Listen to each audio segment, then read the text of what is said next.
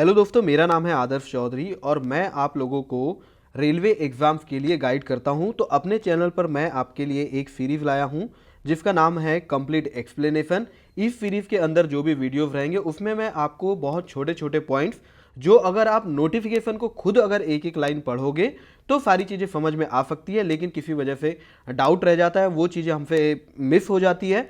उन सारे पॉइंट्स को छोटे छोटे वीडियोस के माध्यम से आपको एक्सप्लेन करूंगा ताकि आपको क्लैरिटी रहे और आपका टाइम वेस्ट बिल्कुल ना हो। आज के इस वीडियो में मैं आपको एग्जाम लैंग्वेज के बारे में बताऊंगा, साथ में टाइपिंग जो होती है तो टाइपिंग में क्या क्या लैंग्वेज के ऑप्शन रहते हैं उस बारे में भी थोड़ी बात मैं आपको बता दूंगा।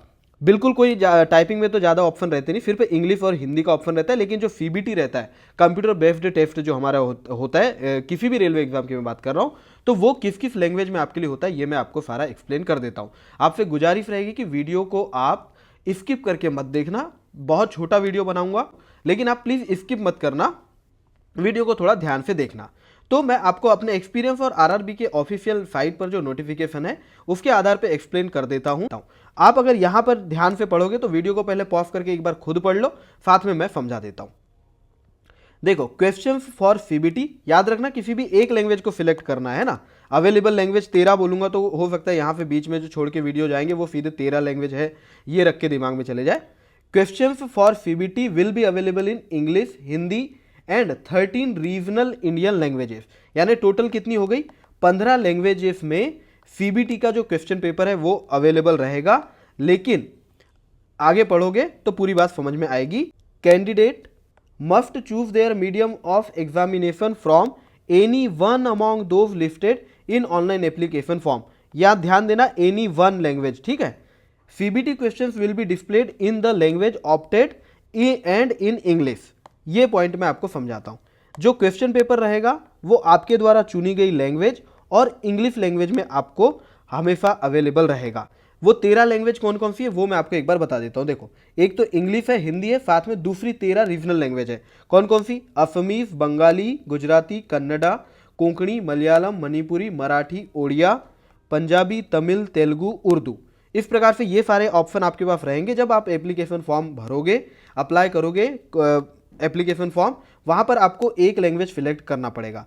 तो जो क्वेश्चन पेपर रहेगा वो आपको आपकी लैंग्वेज जो आप चुनोगे साथ ही साथ इंग्लिश में भी देखने का ऑप्शन रहेगा। अब ऐसा नहीं होगा कि कोई भी क्वेश्चन आपको सीधे दो लैंग्वेज में दिखेगा, जो लैंग्वेज आपने चुने हो उस लैंग्वेज में और इंग्लिश में, ऐसा नहीं होगा। देखिए, ये अगर कंप्यूटर स्क्रीन रहेगी तो अब मान लीजिए आप यहाँ पर आपने जो भी डिफॉल्ट लैंग्वेज, मैं अब मान के चलता हूँ कि मैंने फॉर्म अप्लाई करते समय हिंदी लैंग्वेज सिलेक्ट किया, तो यहाँ पर हिंदी लैंग्वेज में क्वेश्चन दिखते रहेगा।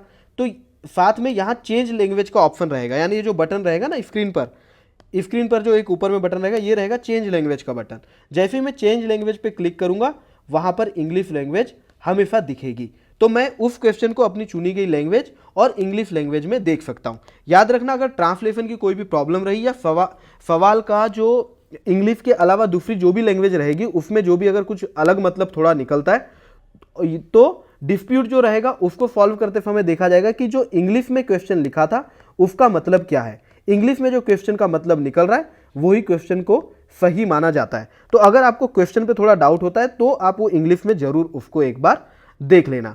क्लियर है? अब जैसे मान लीजिए आपने यहां पर कोई पर्टिकुलर क्वेश्चन सॉल्व कर रहे थे और यहां पर आपने उसकी लैंग्वेज को इंग्लिश किया।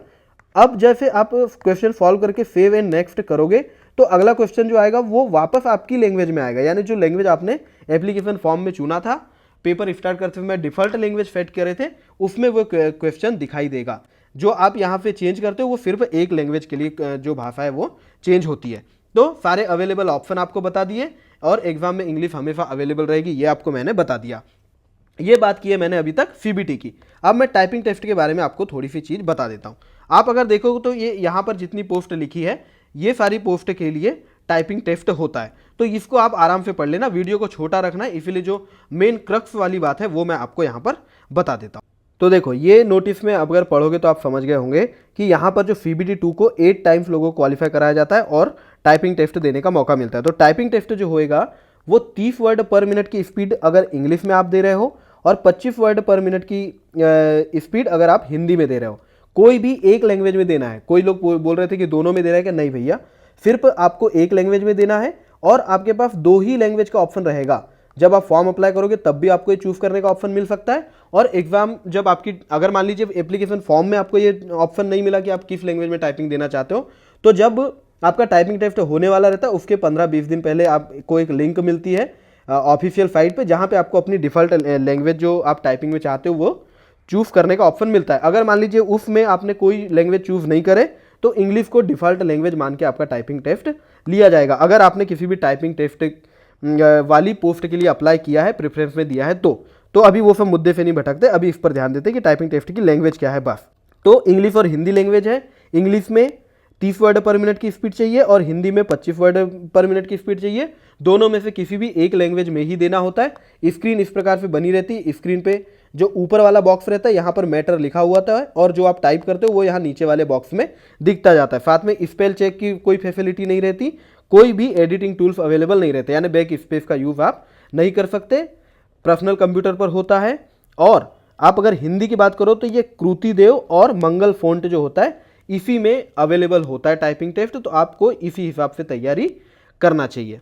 बात ठीक है। तो बस लैंग्वेज की बात करूँ तो जो एग्ज़ाम होती है सीबीटी, उसमें आपको ये 15 लैंग्वेज में से किसी एक को चूज़ करने का ऑप्शन रहता है और टाइपिंग टेस्ट सिर्फ हिंदी या इंग्लिश में से किसी एक को चूज़ करने का मौका रहता है। अगर मान लीजिए आपने सिर्फ इंग्लिश लैंग्वेज ही चूज़ कर लिया सीबीटी के लिए, तो आपके पास और कोई लैंग्वेज में क्वेश्चन को देखने का ऑप्शन नहीं रहेगा।